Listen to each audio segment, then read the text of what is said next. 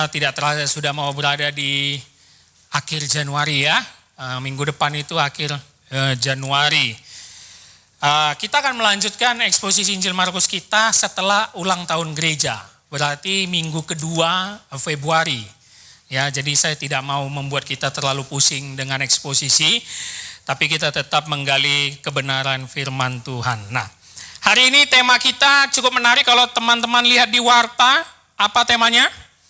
Kebahagiaan sejati. Mari buka Alkitab kita dari Injil Lukas pasal 11 ayat 27 dan 28. Hanya 2 ayat di bawah judul perikop. Coba diperhatikan Alkitabnya. Lukas pasal 11 ayat 27 dan 28. Betul? Hanya 2 ayat. Apa judul perikopnya? Siapa yang berbahagia? Menarik ya, hanya 2 ayat di satu perikop. Maka itu kita akan mencoba menggalinya. Tapi sebelumnya saya ingin bertanya kepada rekan-rekan anak muda, apa kebahagiaan tertinggimu? Coba Adi, apa kebahagiaan tertinggimu? Yang pernah kau rasakan, umurmu berapa Adi? Sampai 21 tahun hidup sekarang. Bisa dipilih Tuhan ya, luar biasa kebahagiaannya ya. Rohani sekali ya. Romi, apa kebahagiaan sampai sekarang? 24 tahun ya Romi ya. Masih tetap hidup, itu udah bahagia buat Romi, luar biasa ya. Memang orang yang gak punya harapan hidup sepertinya. Yang penting bernapas saja udah cukup sama dia ya kan. Itu udah bahagia. Ini yang kita tunggu ini ya. Zainal, apa kebahagiaanmu? 19 ya? 20 Zainal ya? Oh Zainal, seumuran sama Romi ya? 24, apa sampai sekarang kebahagiaan Zainal? Yes. Ikut-ikutan Adi ya. Oke, masih bisa. Jawabannya rohani semua, nggak ada yang aku pernah pacaran gitu ya, nggak ada ya, berarti nggak bahagia ya pacarannya ya. Kebahagiaan sejati, kalau aku kebahagiaanku sebelum menikah ya, sebelum kenal istriku, aku pernah kerja di bank dan mencapai target bonusnya 40 juta. Tapi dalam seminggu habis ku buat. Pesta pora sama teman-teman ya. Kalau kebahagiaan setelah nikah tentulah mempunyai si kecil ya kan, memiliki seorang anak. Nah, hari ini kita belajar dan Tuhan Yesus akan mengajarkan kita apa sebenarnya kebahagiaan sejati ya. Kita akan lihat konteksnya di ayat 27-nya ya. Dia 27 ini menjadi pengantar dan konteksnya saya bacakan untuk kita semua. Ketika Yesus masih berbicara, berserulah seorang perempuan dari antara orang banyak dan berkata kepadanya, berbahagialah ibu yang telah mengandung engkau dan susu yang telah menyusui engkau. Kita melihat konteksnya dari kalimat awal dia 27 ini teman-teman, ketika Yesus masih berbicara. Nah, berarti apa ini yang diajarkannya? Coba lihat perikop di atasnya, judulnya apa?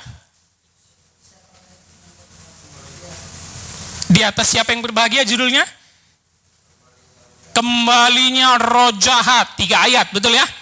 Lalu perikop di atasnya Yesus dan Belzebul ya. Jadi inilah yang diajarkan Yesus dan inilah yang sedang dibicarakan Yesus. Kalau teman-teman ikuti eksposisi Injil Markus kita sudah lewat ini. Betul ya? Ketika ada orang yang bisu dan kerasukan setan, tiba-tiba Yesus datang di hadapan orang banyak dan ahli Taurat dan orang Farisi, dia akhirnya mengusir setan itu. Lalu datang orang Farisi bilang, dia menyembuhkan dengan kuasa Belzebul. Siapa yang ingat Belzebul itu apa? Penghulu setan, ya, penghulu iblis. Kau ini iblis, makanya bisa usir iblis. Lalu Yesus bilang, mana mungkin iblis mengusir iblis? Nanti kerajaannya akan terbagi-bagi. Itulah yang sedang diomongi mereka. Lalu Yesus memberikan pengajaran yang tadi, kembalinya roh jahat. Dia menjelaskan roh jahat itu kalau sudah merasuki orang, diusir, tapi kalau orangnya nggak bertobat, akan kembali lagi. Kalau dia nggak percaya kuasa Roh Kudus dan percaya Yesus, maka akan kembali lagi. Itu yang sedang diajarkan Yesus. Tiba-tiba ayat 27 yang kita baca tadi apa? Berserulah seorang perempuan. Nah, teman-teman baca teks Alkitab harus kritis. Pada budaya Yahudi, perempuan itu nggak boleh sembarangan ngomong. Ya. Apalagi di depan kerumunan banyak yang mayoritas pasti orang laki-laki, orang Farisi, ahli Taurat, pengajar agama, orang dewasa.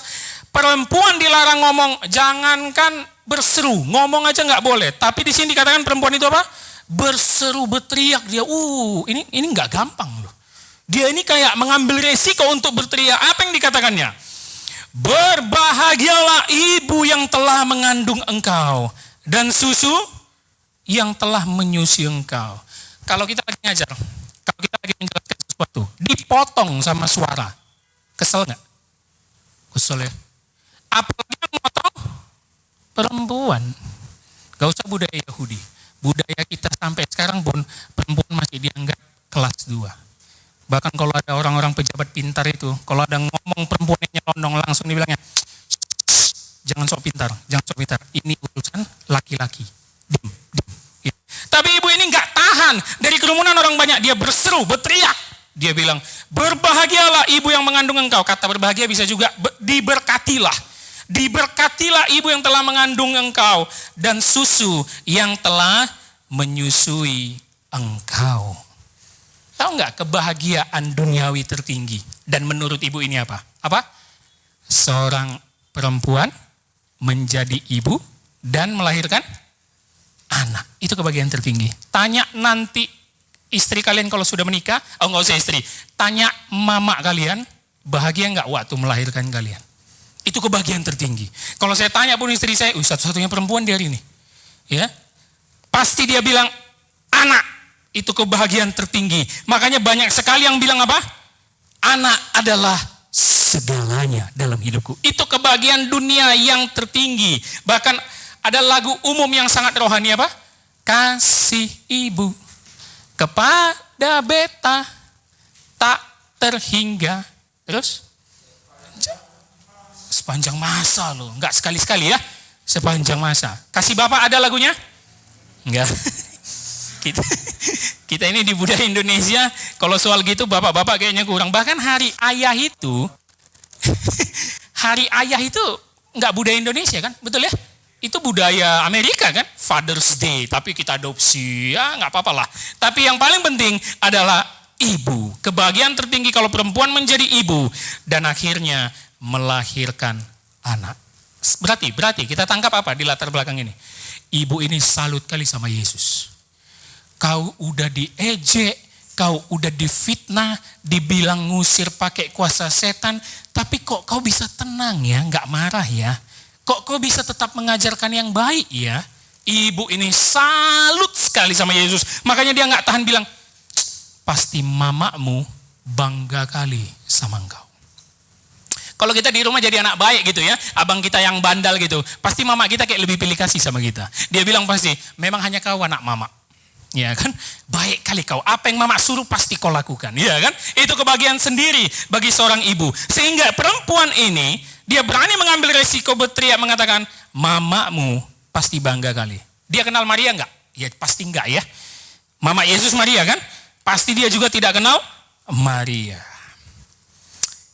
Kebahagiaan tertinggi adalah menjadi seorang ibu dan mempunyai seorang anak. Kalau kita rajin kuliah gitu ya, bagus ya. Dari SMA udah pintar ranking 1 terus, biasanya disuruh apa? Nah, ambillah jurusan hukum ya kan? Atau yang IPA suruh apa? Kalau bisa kedokteran ya anak ya. Biar ada anak mama satu dokter, bangga kali mama kalau kau jago. Tapi kalau sejak SMA kita yang bandelnya minta ampun, ranking 30 dari 31 murid, ya. Ranking 30 dari 31 murid, pernah ketahuan merokok pula, pernah tinggal kelas sekali, langsung dibilang mama kita apa? Nak, jadi pendeta aja kau ya. Nggak ada harapan hidupmu kayaknya. Ya, jadi pendeta itu gampang, tinggal masuk udah bisa khotbah kau langsung ya. Kalau kau masuk ke IPS, IPA pasti nggak nyampe otakmu. Sedih kita ya. Kenapa pelayan Tuhan itu kayaknya buangan ya? Selalu yang didiskreditkan gitu ya. Selalu punya masa lalu yang gagal. Makanya ini yang dikatakan si ibu itu. Berbahagialah ibu yang telah mengandung dan menyusui engkau. Kita lihat respon Yesus yang menjadi poin kita pada sore hari ini. Di ayat 28-nya. Tetapi ia berkata, yang berbahagia ialah mereka yang mendengarkan firman Allah dan yang memeliharanya. Yang pertama lihat ya, teman-teman, ketika omongan Yesus dipotong oleh seorang perempuan, dia nggak emosi. Itu dulu mantapnya Yesus. Aku yakin kalau itu ahli Taurat dan orang Farisi, pasti langsung emosi. Tapi Yesus, oh begitu Bu, dia slow aja. Yang kedua, kalau kita disanjung tetangga kita, boy, misalnya tetangga rumah di kampung nih, melihat boy pintar, melihat boy rajin pelayanan, turut sama orang tua, dibilang tetangga, boy, kau memang anak yang hebat, anak yang baik. Boy dalam hati kecil sebagai manusia, bangga dan senang gak? Pasti ya. Pasti. Kita kalau disanjung orang kan enak ya, bangga ya. Membuktikan diri bahwa kita berhasil dan iya aku memang baik gitulah ya. Tapi Yesus lihat. Dia gak bilang, makasih Bu, thank you Bu ya. Udah muji aku, udah puji mama aku. Ada gak teksnya? Ada? Gak ada.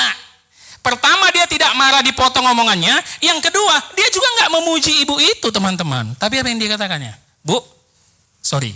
Yang berbahagia itu, yang pertama, mereka yang mendengarkan firman Allah. Wah luar biasa. Kebahagiaan sejati teman-teman. Yang pertama, ketika kita bisa mendengar dan berkomunikasi dengan Tuhan. Itu dia. Kebahagiaan sejati menurut versi Tuhan bukan seorang perempuan menjadi ibu dan melahirkan anak, bukan juga ketika kita bisa beli mobil atau lulus kuliah dengan IP 3,99999, karena 4 katanya nggak boleh ya. Ya 4 itu milik Tuhan ya. Kesempurnaan hanya milik Tuhan. Bukan itu ternyata, tapi dibilang Yesus yang mendengar firman Allah. Kebahagiaan sejati yang pertama apa?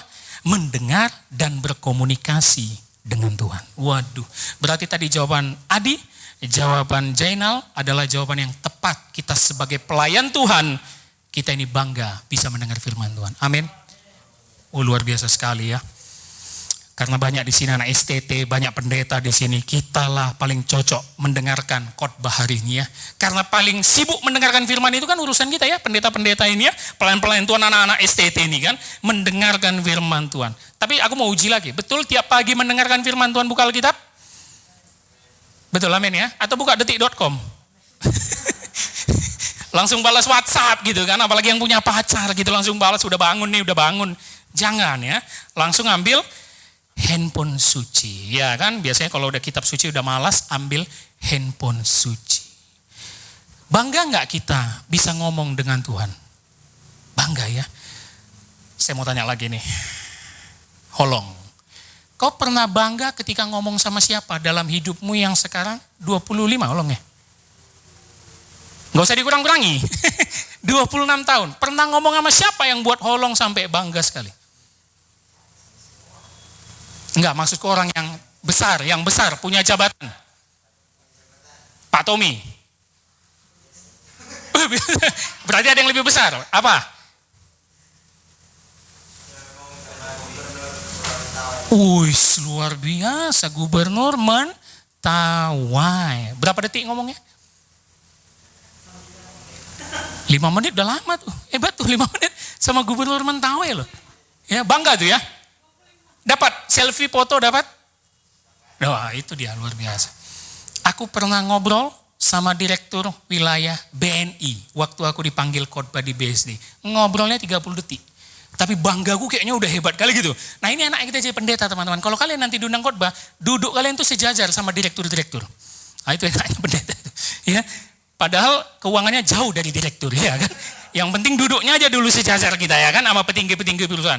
Dia hanya ngomong, Pak Pendeta, terima kasih khotbahnya hari ini sudah melayani di BNI. Oke Pak, tinggi Pak. Udah, tapi udah bangga sekali ya. Aku pernah juga ngobrol sama Sekjen HKBP waktu nikahan abang aku. Itu pun udah bangga. Sekjen itu orang kedua HKBP loh. Di bawah Eporus. Itu ngundangnya nggak sembarangan. Ngobrolnya hanya 5 menit, tapi udah bangga. Pertanyaannya, bangga nggak kita ngobrol sama Tuhan Yesus? Nah ini dia. Ada nggak perasaan Tuhan? Makasih ya kau udah berikan firman-Mu di Alkitab. Bangga kali aku di dalam doaku dan membaca Alkitab. Aku ngobrol dengan Engkau. Kebahagiaan tertinggi kita ketika kita bisa ngobrol dan mendengar firman Tuhan. Tapi sekarang anehnya Alkitab menjadi obat tidur yang paling manjur. Iya. Saya sarankan kepada teman-teman sekalian kalau mau tidur, susah tidur, bacalah kitab Imamat. Itu dia. Kitab Imamat, buka saja dari pasal 1, aku yakin gak akan bertahan kalian sampai pasal 3. Langsung, ngantuk tidur ya. Walaupun kita udah minum espresso tadi sorenya, pasti langsung tertidur. Kenapa? Apakah Alkitabnya yang salah? Atau kita yang salah sehingga kita malas mendengarkan firman Tuhan? Tidak ya. Berarti apa? Hidupmu belum bahagia menurut Tuhan. Hidupmu bahagianya masih menurut dunia. Itu dia. Pemazmur mengatakan, firman-Mu pelita bagi kakiku dan terang bagi jalanku. Artinya kalau kita mau keluar beraktivitas setiap pagi, harus mendengarkan firman Tuhan, membaca Alkitab supaya jalan kita diterangi, gitu ya. Wah, ada batu besar, diterangi. Kita pinggirkan masalah hidup kita ini karena sudah mendengarkan firman Tuhan. Makanya sering sekali waktu dulu aku masih muda, ya sekarang pun masih muda ya. Dulu lebih muda, kalau udah nongkrong tuh sama teman-temanku yang lama. Nah coba nih anak STT, nongkrong sama teman-teman kalian yang bukan anak STT. Pasti apa dibilangnya? Please, jangan bahas Alkitab. Betul gak? Sering gitu ya, kita sering dilece-lece gitu ya. Diejek-ejek. Pak Pendeta udah datang, aduh. Pak Pendeta tolong, kita lagi nongkrong ngopi. Jangan bahas Alkitab. Kenapa ya? Karena ternyata banyak teman-teman kita di luar sana. Banyak orang Kristen di luar sana. Gak mau mendengarkan firman Tuhan. Artinya apa? Kebahagiaan mereka masih kebahagiaan dunia. Ini uang, pekerjaan, jabatan. Tapi hari ini kita diingatkan lewat Yesus yang punya sikap luar biasa. Walaupun dipuji bahwa mamanya bakal bangga melihat dia yang begitu sabar dalam mengajar, diejek pun pemakai ilmu setan dia gak marah. Dia bilang, sorry bu, aku gak terima pujianmu. Karena yang berbahagia yang pertama tadi, mendengarkan firman Tuhan. Kita lanjutkan kalimatnya. Yang berbahagia ialah mereka yang mendengarkan firman Allah dan memeliharanya. Sering sekali dalam doa kita sering salah. Biarlah Tuhan kami mendengarkan firman-Mu dan melakukannya. Alkitab gak pernah bilang melakukan, tapi memakai kata memelihara. Yang kedua, kebahagiaan sejati yang pertama ketika kita bisa mendengar firman dan berkomunikasi dengan Tuhan. Yang kedua, kebahagiaan kita dilatih menjadi anak-anak Allah untuk mempraktekkan firman Tuhan. Karena arti kata memelihara, merenungkan, dan melakukan. Nah itu dia, jadi memelihara itu bukan hanya disimpan, tapi juga direnungkan terus-menerus. Dan akhirnya dilakukan.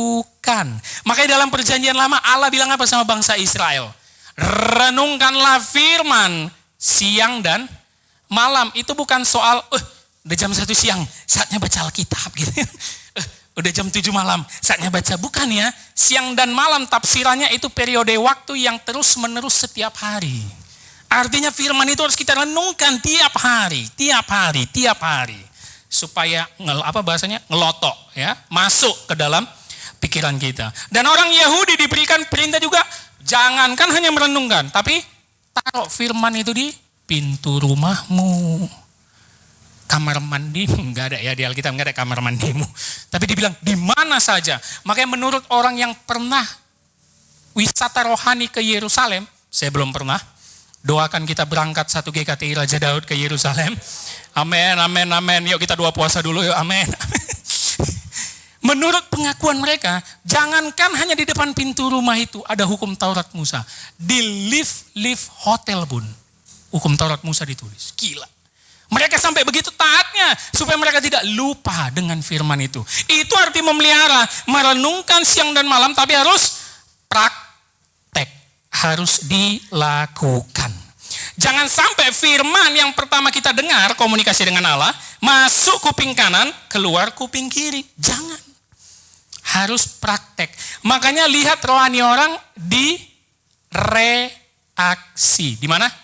Reaksi. Jangan diaksi. Jainal datang ibadah setiap minggu, itu aksi. Tapi ketika Jainal difitnah teman, tidak mengampuni, reaksi Jainal gagal. Bukan sebagai orang Kristen. Kebanyakan kita orang Kristen rajin aksi, reaksinya nol. Pernah dengar lagu film Sidul? Si Sidul, anak Betawi asli. Kerjaannya apa? Sembayang mengaji. Itu aksi. Bagus gak itu? Bagus ya. Sembahyang mengaji kan artinya ibadah ya. Ada kelanjutan lagunya. Tapi jangan bikin dia sakit hati. Baru apa? Dia beri sekali, dul orang bisa mati. Reaksinya nol. Rajin sembahyang mengaji, tapi kalau dibikin sakit hati, siap-siap kau kena. Hati-hati kita ini. Itu lagu mereka. Jangan-jangan orang Kristen jago di aksi seperti kita ini, pelayanan, khotbah, rajin ke gereja. Begitu di luar disakiti orang, kita nggak bisa ngampuni. Masih benci sesama teman. Ngapain sih dia itu? Ini yang penting. Harus melihat reaksi. Itu tandanya kebahagiaan sejati. Yesus ketika disakiti, ketika di kayu salib dia tetap bilang apa? Bapa, ampunilah mereka, karena mereka tidak tahu apa yang mereka perbuat. Yuk, karena tersinggung kita masih hidup, mari kita sama-sama tersinggung kalau kita reaksinya belum bagus sampai sekarang. Mau siapapun kita, mau jemaat Tuhan, mau pendeta, kalau kita ada masalah, biasanya itu kedagingan kita lebih tinggi daripada kerohanian kita. Betul ya? Sehingga reaksi kita menjadi nol. Ini menjadi pembelajaran bagi kita, sehingga poin kedua kebahagiaan sejati yang dikatakan Yesus. Ketika kita bisa memelihara firman Tuhan yang artinya melakukannya dalam kehidupan sehari-hari. Kita dilatih menjadi anak-anak Allah yang seturut dengan perintahnya. Kalau Tuhan Yesus bilang mengampuni 70 kali 7 kali, maka kita juga harus bereaksi terhadap perintah dia itu. Kalau Tuhan Yesus bilang sangkal diri pikul salib, maka kita juga harus sangkal diri pikul salib. Makanya hanya agama Kristen yang tidak memfasilitasi bela diri ya. Kalau agama lain ada kungfu kan. Kalau agama teman kita seberang ada silat ya kan. Agama Kristen apa? Enggak perlu bela diri, sangkal diri. Berat sekali kita. Ditampar pipi kanan, kasih pipi kiri. Itu dia 2 poin kebahagiaan sejati yang kita pelajari. Masuk kepada inti kesimpulannya. Tahu nggak apa yang mau dibilang Yesus? Ibu, kau bilang tadi mama aku berbahagia karena mengandung dan menyusui aku. Karena kau lihat aku ini pemuda yang sangat sabar walaupun diejek mengajar dengan ilmu setan, difitnah ahli Taurat dan Farisi. Begitu ibu? Mungkin si ibu akan bilang, iya kau itu hebat sekali. Kau sabar pasti mamamu bahagia. No, karena kau tidak kenali ibuku. Siapa ibu Yesus? Maria. Karena Maria lah yang melakukan dan mendapat kebahagiaan sejati yang dikatakan Yesus. Tadi itu, mendengar firman Tuhan dan memeliharanya. Balik kita ke kisah Maria saat dia mau melahirkan Yesus. Malaikat ujuk-ujuk datang. Hei Maria, kau akan mengandung daripada Roh Kudus. Belum nikah loh malaikat. Gimana? Taat saja, kau akan memberikan nama anakmu Yesus Juru Selamat. Taat atau enggak Maria? Taat, dia mendengar firman Tuhan, wahyu Tuhan dari malaikat yang enggak masuk akal. Perempuan belum bersetubuh tapi hamil, itu enggak masuk akal. Taat. Yang kedua setelah itu apa? Dia turut perintah, mulai dari apa yang dikatakan malaikat yang ketemu Yusuf dan malaikat yang ketemu dia. Makanya keluar kalimatnya yang sangat luar biasa. Apa? Sesungguhnya aku ini hamba Tuhan, jadilah padaku menurut perkataanmu itu. Jadi Yesus ingin mau bilang sama ibu yang muji dia, Bu, kalau kau main ke rumahku di Cililitan, ya Yesus Cililitan rumahnya, kan di sini kan, rumah Tuhan kan, kau kenalkan sama mamaku, supaya kau tahu kisahnya, yang pasti kau bilang, ih kok ngeri kali kisahmu, gak masuk akal, gak jadilah aku bilang kau berbahagia, ternyata kau perempuan yang menderita ya. Iya kan? Bagaimana mungkin kau mengandung padahal tidak bersetubuh dengan suamimu Yusuf dan kau taat pada suara malaikat? Bisa aja itu suara setan. Kok kau taat ya? Itu yang mau dimaksudkan Yesus. Bahwa Yesus memberikan contoh dan kesimpulan. Mamaku adalah perempuan yang mendengarkan firman Tuhan dan memeliharanya. Itulah kebahagiaan sejati. Teman-teman sekalian, adakah kita mau taat seperti Maria, ibu Yesus? Adakah kita mau mengejar kebahagiaan sejati yang dikatakan firman Tuhan sore hari ini? Yaitu mendengar firman Tuhan, memeliharanya, dan sekaligus kita praktek lakukan. Saya tahu teman-teman di sini ada yang sekolah, kuliah, bahkan sambil kerja mencari duit. Itu tantangan yang sangat berat. Tapi pesan saya sebagai Abang Da, ya kan? Kakak Harol, ya kan? Jangan kejar kebahagiaan duniawi. Jangan. Ya itu tadi aku bilang kan, kebahagiaanku sebelum menikah dan kenal istriku, pernah aku kerja, jebol bonus, dapat tender 40 juta. Aduh mah, enak kali itu, 40 juta. Makanya aku traktir semua kawanku. Seminggu ludes. Itulah yang dibilang orang, uang setan dimakan hantu. Ya kan? Sebentar habis langsung kan. Tapi sekarang ketika kita melayani, dimanapun teman-teman, diundang khotbah, diundang main jadi pemusik, berapapun persembahan kasihmu, entah itu 20 ribu, 50 ribu, 200 ribu, ada kebahagiaan tersendiri. Betul nggak? Betul ya? Aku udah merasakan itu. Kayaknya terima persembahan kasih dulu ya. Aku ada khotbah di Bekasi, 200 ribu gitu lah ya. Jarak aku habis bensin aja 250 ribu gitu ya. Nombokin itu sebenarnya. Tapi kayaknya pas terima PK itu, bahagia ya. Tapi pas terima dulu 40 juta, bahagianya beda. Pengen cepat-cepat dihabiskan.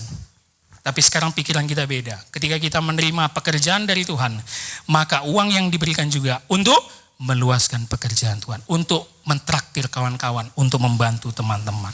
Inilah yang menjadi kebahagiaan kita. Yuk kita taat seperti Maria. Yuk kita mengejar kebahagiaan sejati. Kita mengejar kebahagiaan surgawi, bukan mengejar kebahagiaan duniawi. Siap bahagia? Amin ya, siap bahagia, tapi harus kebahagiaan surgawi, yaitu kebahagiaan sejati. Kita ulang kalimatnya, yang berbahagia ialah mereka yang mendengarkan firman Allah dan yang memeliharanya. Amin. Mari kita berdoa.